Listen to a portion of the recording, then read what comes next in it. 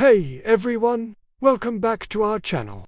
Have you ever felt like you're in the middle of a storm, tossed around by waves of fear and uncertainty, wishing for a miracle? Today, we're diving into one of the most astonishing stories ever told. A moment that revealed something incredible about Jesus' true identity. Imagine this.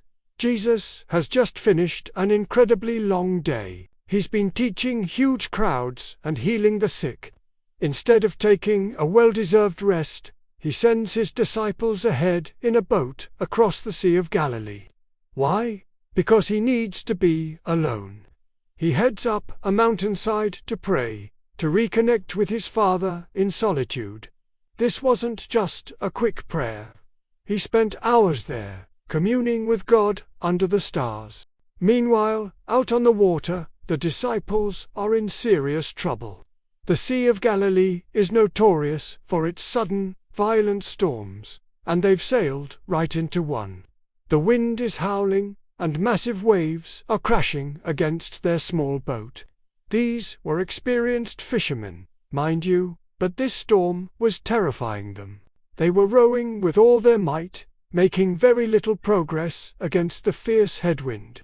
They were exhausted, frightened, and completely isolated in the darkness. It must have felt like the sea itself was trying to swallow them whole. Hours pass. It's now the fourth watch of the night, somewhere between 3 and 6 a.m., the darkest and coldest part of the night. The disciples are still battling the storm, feeling hopeless. Then they see something that terrifies them even more than the wind and the waves. A figure, walking on the water, is coming towards their boat. In the stormy darkness, their minds jump to the only explanation they can think of. It's a ghost. They cry out in absolute terror. Can you blame them? People don't walk on water. But then, a familiar voice cuts through the roar of the storm. Take courage. It is I, don't be afraid. It's Jesus. The relief must have been immense, but also confusing. How is this possible? He wasn't just calming their fears with words. He was demonstrating his power over the very laws of nature that were threatening to destroy them. He was showing them that he is the master of the storm, both literally and metaphorically. Now, this is where it gets really interesting. Peter, always the impulsive one, calls out, "Lord, if it's you, tell me to come to you on the water." It's a bold request, born out of a mix of faith and astonishment. Jesus' reply is simple and powerful. Come. So, Peter does something incredible. He climbs over the side of the boat and takes his first steps on the churning water, walking towards Jesus. For a moment, Peter is doing the impossible. He is defying gravity, sharing in his master's miracle.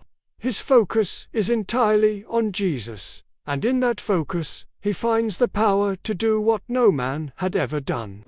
But what happens next is so human, so relatable. As Peter is walking, he takes his eyes off Jesus. He looks around and notices the fierce wind and the massive waves again. He remembers that he's in the middle of a raging storm. And in that instant, fear rushes back in, and doubt floods his heart. He begins to sink. "Lord, save me." He cries out. Immediately, Jesus reaches out his hand and catches him. As he pulls him up, Jesus asks a gentle but probing question. "You of little faith, why did you doubt?" It wasn't a harsh scolding, but a teaching moment. The miracle wasn't in the water. It was in the unwavering focus on Jesus. The moment Peter's faith wavered and his focus shifted to the storm, he began to sink. Jesus and Peter then climb back into the boat. The very second they are safely aboard, the wind stops. Just like that, the raging sea becomes calm. Silence. The disciples, who had just been screaming in terror, are now sitting in stunned silence. The storm is gone. Jesus is with them. And they just witnessed Peter walk on water and Jesus command the wind and waves to be still. This is the turning point. The evidence is overwhelming. They had seen him heal the sick and feed thousands. But this was different. This was a display of divine authority over creation itself. The disciples fall to their knees in the boat and worship him. And for the first time, they say it with full understanding. Truly, you are the Son of God. It wasn't just a title anymore. It was a heartfelt confession born from awe and reverence. They finally understood that the man in the boat with them was no ordinary prophet or teacher. He was God in the flesh.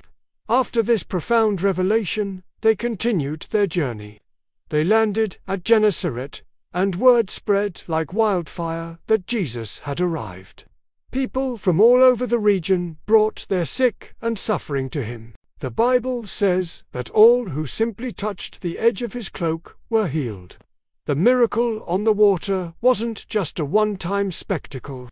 It was a revelation that fueled his ongoing mission to bring healing, hope, and salvation to all who would come to him. This story teaches us so much. It shows us that Jesus often meets us in the middle of our storms. It reminds us to keep our eyes fixed on him, not on the frightening circumstances around us.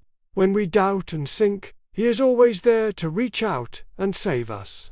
And most importantly, it reveals his true identity as the Son of God, the Lord over every storm we will ever face. Thanks so much for watching with us today. If this story resonated with you, hit that like button and share it with someone who might need to hear it. Don't forget to subscribe for more deep dives into these powerful accounts. We'll see you in the next video.